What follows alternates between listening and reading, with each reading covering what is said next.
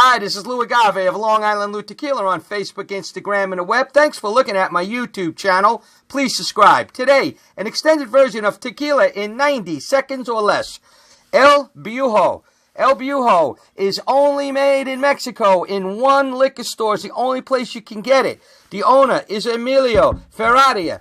He is trying to get it into the U.S., but there's a mezcal company in the U.S. with the same name, but he's got a company trying to get it in, and he had the name first, all right? So this stuff here is nice. It's simple, light, and tasty. This is made at NOM 1459 along with 56 other brands, and this is made in the Valley, and it's 38 proof because, as you can see, it's from Mexico, so it's got the Mexico tax stamp on both bottles. Only place you can get it.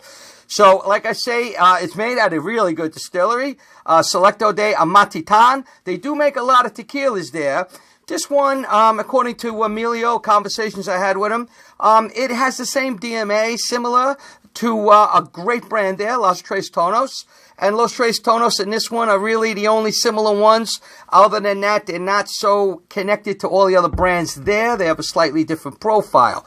This is cooked slowly in an autoclave, which is really important. It's also heavily oxygenated to make this very soft and silky and easy to drink, more so than the other brands there. So that's one of the distinctions. And it's cooked differently, too. In the autoclave, this is the Repo is aged for 11 months in American white oak whiskey barrels. And then check this out. 5% of it is blended in from extra añejo that's been sitting in French oak barrels. All right, a lot of people don't know that. That's what's in the Reposado, and it makes it nice and tasty as well. So it's a blend, you know. So this tequila, I would have to say it's not the most complex tequila I've had. I would call it like a light, tasty, and easy drinking tequila. That's really what this is. Now, the 40% that's going to come out if it hits the U.S. is obviously going to add some punch to this, you know. And that would be good. I kind of look forward to that. The Blanco had like a light pear kind of profile. I definitely got that iced tea I get sometimes. I had light smoke. I had some light anise.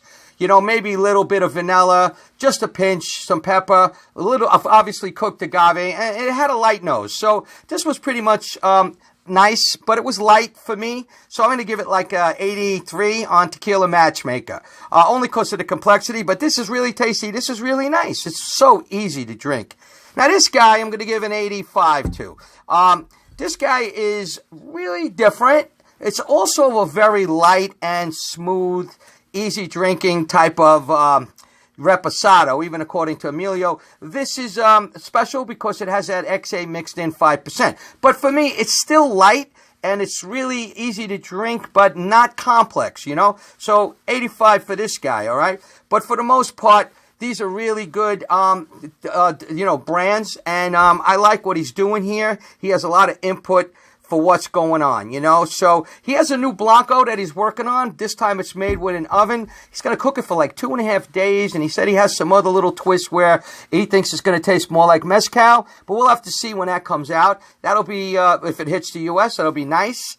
In the meantime, he says he's going to make both Blanco versions. He has an extra añejo, which comes in that owl beautiful ceramic bottle, by the way.